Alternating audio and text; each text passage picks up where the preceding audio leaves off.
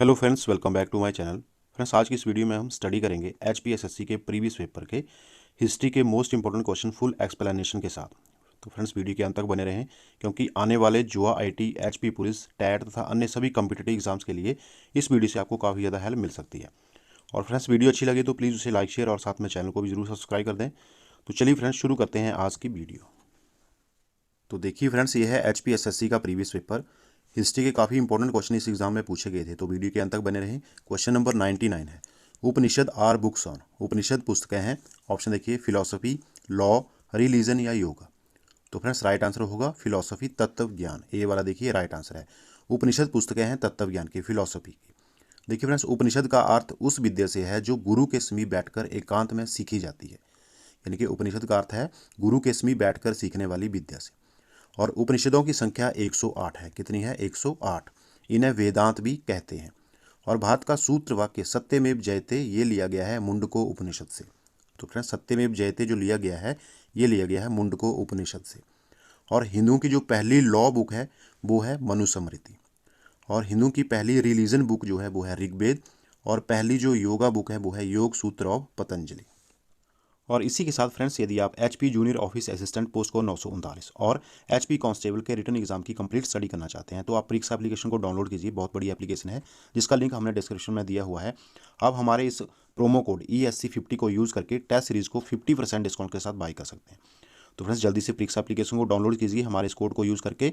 और इसी एप्लीकेशन में डेमो टेस्ट भी दिए होते हैं, आप इनके जरिए अपने आप स्टडी को भी एनालाइज कर सकते हैं किस प्रकार की आपकी स्टडी चली हुई है।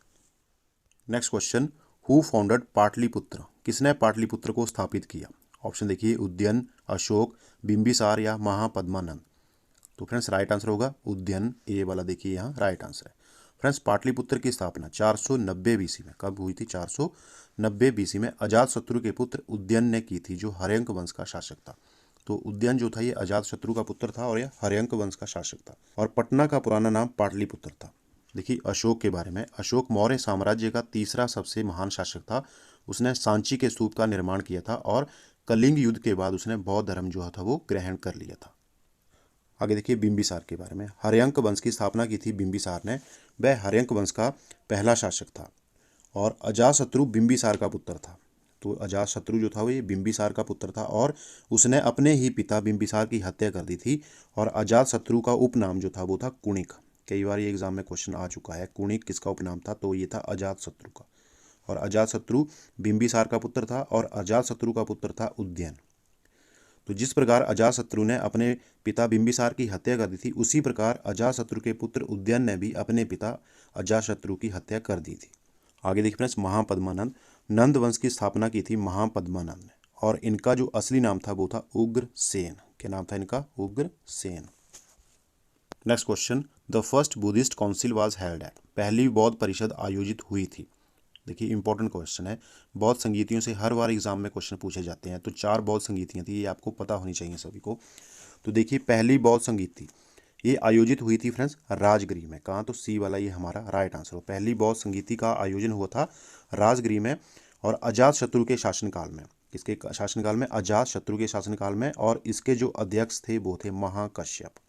महाकश्यप इसके अध्यक्ष थे। दूसरी बौद्ध संगीति आयोजित हुई थी वैशाली में कालाशोक के शासनकाल के समय। और इसके अध्यक्ष जो थे वो थे सर्वकामिनी। कौन थे? सर्वकामिनी। और तीसरी बौद्ध संगीति हुई थी पाटलिपुत्र में अशोक के शासनकाल में। कहाँ हुई थी? पाटलिपुत्र में अशोक के शासनकाल में। और इसके अध्यक्ष थे मोगलीपुत्तिस। उसके बाद देखिए फ्रेंड्स, चौथी बौद्ध संगीति आयोजित हुई थी कुंडलवन कश्मीर में कनिष्क के शासनकाल में। किसके शासनकाल में? कनिष्क के शासनकाल में। और इसके अध्यक्ष थे Vasumitra. Next question, the last Mauryan emperor was? अंतिम मौर्य सम्राट था। ऑप्शन देखिए, अवंती वर्मा, नंदीवर्धन, जालोक या बृहद्रथ। तो फ्रेंड्स, राइट आंसर इसमें होगा बृहद्रथ। डी वाला देखिए राइट आंसर है। अंतिम मौर्य सम्राट था बृहद्रथ। फ्रेंड्स, मौर्य साम्राज्य की स्थापना की थी चंद्रगुप्त मौर्य ने। किसने की थी? चंद्रगुप्त मौर्य ने। और मेगास्थनीज चंद्रगुप्त मौर्य के दरबार में आया था और उसने ही इंडिका नामक पुस्तक लिखी थी। मौर्य साम्राज्य का जो अंतिम शासक था वो था बृहद्रथ और पहला शासक था Chandragupta Maurya. Next question, who was the founder of Puhar? Puhar का संस्थापक कौन था? ऑप्शन देखिए, करिकला, सेन गुटवन, मेंडुएलियन या इनमें से कोई भी नहीं। राइट आंसर होगा फ्रेंड्स करिकला। ए वाला देखिए यहाँ राइट आंसर है। फ्रेंड्स चोल वंश की राजधानी थी कावेरीपट्टनम। क्या थी? कावेरीपट्टनम चोल वंश की राजधानी थी, जिसे आजकल पुहर के नाम से जाना जाता है, यानी कि पुहर का पुराना नाम था कावेरीपट्टनम। और यह तमिलनाडु का एक प्रसिद्ध शहर है और इसकी स्थापना चोल वंश के प्रसिद्ध शासक करिकाल ने की थी। तो करिकाल चोल वंश का एक प्रसिद्ध शासक था और इसने ही पुहर या कावेरीपट्टनम की स्थापना की थी। Next question, Mrichchhakatika was written by. Mrichchhakatika किसके द्वारा लिखा गया था? ऑप्शन देखिए, विक्रमादित्य, शूद्रक, कल्हण या बाणभट्ट। तो फ्रेंड्स मृषकटिका लिखा गया था शूद्रक के द्वारा, बी वाला ये हमारा राइट आंसर है। फ्रेंड्स मृषकटिका का अर्थ है मिट्टी का खिलौना या गाड़ी, और इसकी जो रचना की थी शूद्रक ने की थी। कल्हण ने राजतरंगिणी की रचना की थी, जिसमें कश्मीर के इतिहास के बारे में बताया गया है। और बाणभट्ट हर्षवर्धन का राजकवि था, उसने हर्षचरित्र की रचना की थी। और विक्रमादित्य के नाम से जाने जाते थे चंद्रगुप्त द्वितीय, और उनके अन्य नाम जो थे वो थे देवराज तथा देवगुप्त, यानी कि देवराज, देवगुप्त और विक्रमादित्य, ये तीनों नाम थे चंद्रगुप्त द्वितीय के। चंद्रगुप्त द्वितीय के काल को कला का स्वर्ण युग कहा जाता है। कई बार एग्जाम में क्वेश्चन पूछा जाता है कि किसके काल को कला का स्वर्ण युग कहा जाता है, तो ये कहा जाता है चंद्रगुप्त द्वितीय के शासनकाल को। नेक्स्ट क्वेश्चन, अमीर Khusro was a famous court poet of. अमीर खुसरो किसके दरबारी कवि थे? ऑप्शन देखिए, अकबर, महमूद गजनवी, अलाउद्दीन खिलजी या नन ऑफ दीज। तो राइट आंसर होगा फ्रेंड्स अलाउद्दीन खिलजी, सी वाला देखिए राइट आंसर है। फ्रेंड्स अमीर खुसरो अलाउद्दीन खिलजी के दरबारी कवि थे, और अलाउद्दीन खिलजी ने ही घोड़ा दागने वो सैनिकों का हुलिया लिखने की प्रथा आरंभ की थी।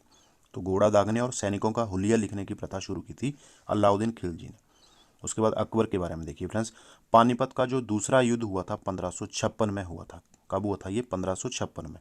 और ये हुआ था अकबर और हेमू के बीच में, जिसमें अकबर ने हेमू को पराजित कर दिया था। और हल्दी घाटी का युद्ध जो हुआ था ये हुआ था 1576 ईस्वी में। ये हुआ था अकबर और महाराणा प्रताप के बीच में। इसमें भी अकबर ने महाराणा प्रताप को पराजित कर दिया था। और अकबर ने ही 1575 ईस्वी में, देखिए अकबर ने 1575 ईस्वी में इबादत खाना बनवाया, तथा 1582 ईस्वी में उसने दीन इलाही धर्म जो था ये चलाया था। उसके बाद देखिए महमूद गजनवी के बारे में फ्रेंड्स, महमूद गजनवी ने 1001 से लेकर 1027 तक 17 बार भारत पर आक्रमण किया था, और उसके आक्रमणों का मुख्य उद्देश्य जो था वो था धन लूटना। और उसने 1009 में उसने नगरकोट कांगड़ा को लूटा था। कब? 1009 ईस्वी में उसने नगरकोट कांगड़ा पर आक्रमण किया और उसे लूटा था। तथा 1025 ईस्वी में उसने सोमनाथ मंदिर जो कि गुजरात में स्थित है उस पर आक्रमण किया था और उसे लूटा था। ये क्वेश्चन कई बार एग्जाम में पूछे जाते हैं। सोमनाथ मंदिर को महमूद गजनवी ने कब लूटा था और नगरकोट पर कब उसने आक्रमण किया था? उसके साथ देखिए अलवरूनी, फिरदौसी, उत्तवी तथा फारूकी, ये सभी महमूद गजनवी के दरबार में रहते थे। Next question, where is the famous Virupaksha temple located. प्रसिद्ध विरूपाक्ष मंदिर कहाँ स्थित है? ऑप्शन देखिए, भद्रचलम, चिदम्बरम, हम्पी या नन ऑफ दीज। तो फ्रेंड्स राइट आंसर इसमें होगा हम्पी, सी वाला देखिए राइट आंसर है। विरूपाक्ष मंदिर जो है हम्पी कर्नाटक में स्थित है। नेक्स्ट क्वेश्चन, भक्त Tukaram was contemporary of which Mughal emperor. भक्त तुकाराम किस मुगल सम्राट के समकालीन थे? तो फ्रेंड्स ये क्वेश्चन आपके लिए है, आप इस क्वेश्चन का आंसर कमेंट सेक्शन में जरूर शेयर करें। भक्त तुकाराम किस मुगल सम्राट के समकालीन थे? ऑप्शन आपके सामने हैं, बाबर, अकबर, जहांगीर या Aurangzeb. Next question, where is the mausoleum of Sher Shah. Sher Shah का मकबरा कहाँ स्थित है? ऑप्शन सासाराम, दिल्ली, कालिंजर या सोनारगांव। तो फ्रेंड्स शेरशाह का मकबरा स्थित है सासाराम में, ए वाला देखिए यहाँ राइट आंसर हो जाएगा। Next question, who was called Chanakya of Maratha politics. किसे मराठा राजकरण का चाणक्य कहा गया है? ऑप्शन है बाजीराव द्वितीय, बालाजी विश्वनाथ, नाना फडणवीस या नन ऑफ दीज। तो फ्रेंड्स राइट आंसर होगा नाना फडणवीस, सी वाला देखिए राइट आंसर है।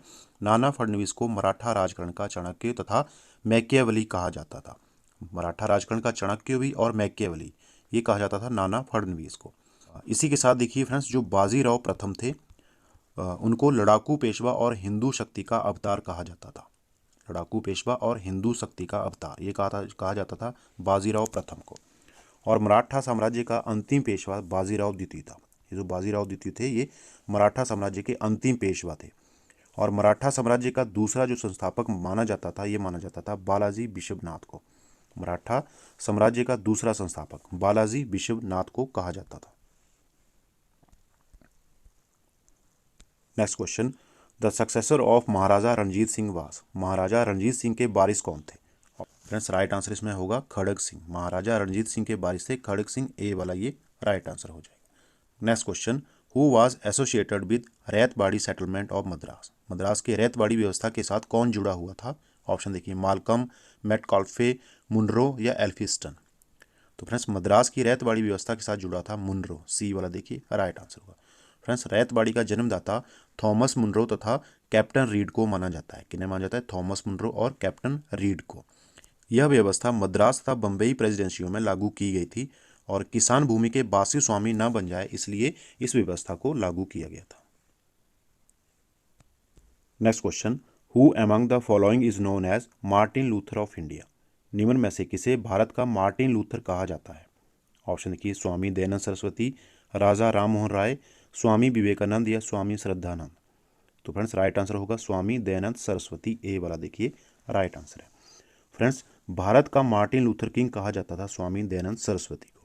इन्होंने आर्य समाज की स्थापना की थी 1875 ईस्वी में और इनका जो बचपन का नाम था वो था मूल शंकर। क्या नाम था? मूल शंकर।